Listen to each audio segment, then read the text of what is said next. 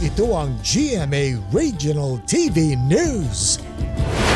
Mainit na balita mula sa Luzon, hatid ng GMA Regional TV. Hulikam ang pananalasa ng isang buhawi sa Olongapo City. Chris, may napinsala ba? Tony, ayon sa uploader, 3 bahay ang nasira ng buhawi. Kita sa video na naglipara ng mga tarapal at plastic bottle sa bubong ng bahay na yan sa Barangay East Bahak-Bahak.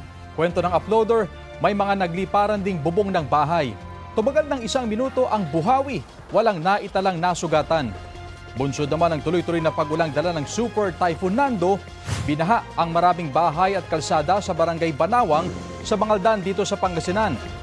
Ayon sa Bangaldan Disaster Risk Reduction and Management Office, ang pag-apaw ng ilang creek ang dahilan ng pagbaha sa low-lying areas. Dahil din sa epekto ng Super Typhoon Nando, tumagilid ang SUV na yan habang tinatahak ang isang kalsada sa Pasukin, Ilocos Norte. Ayon sa ilang nakakita, mabagal ang patakbo ng driver. Hinala nila, nawalan ng kontrol ang driver dahil sa lakas ng hangin. Ligtas naman ang 2 sakay nito. Wala pa silang pahayag. Ito ang GMA Regional TV News. Nagbabalik ang GMA Regional TV para sa mainit na balita sa Visayas at Mindanao. Pahirapang makatawid sa ilog ang ilang residente sa Buldon, Maguindanao del Norte dahil sa nasirang tulay. Cecil, paano yung diskarte ng mga residente ngayon nasira yung tulay?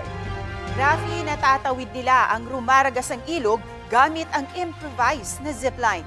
Para makapunta sa kabilang parte ng ilog, umuupo sa kahoy na kakabit sa lubid ang mga residente.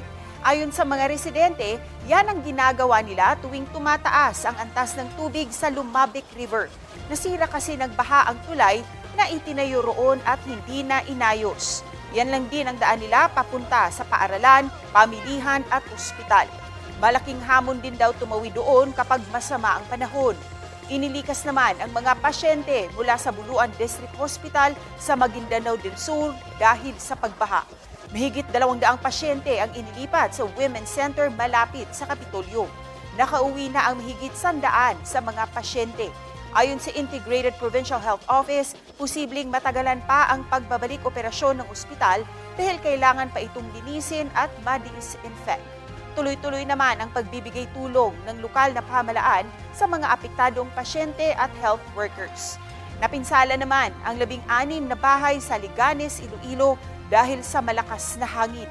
Sa tala ng Municipal Disaster Risk Reduction and Management Office, 14 sa mga bahay ang partially damaged habang 2 ang totally damaged. Ayon sa Pag-asa, wala namang buhawi o thunderstorm na namonitor sa lugar. Ito ang GMA Regional TV News. Arestado dahil umano sa pangingikil o extortion ang 2 Koreano at 1 Pilipino sa Pampanga.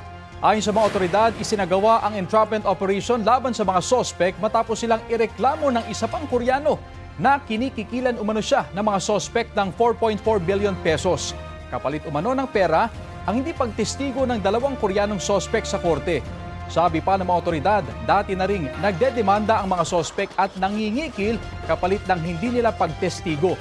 Nakumpiska sa kanila ang 50 gramo ng mga hinihinalang iligal na droga na may halagang mahigit sa 600,000 pesos.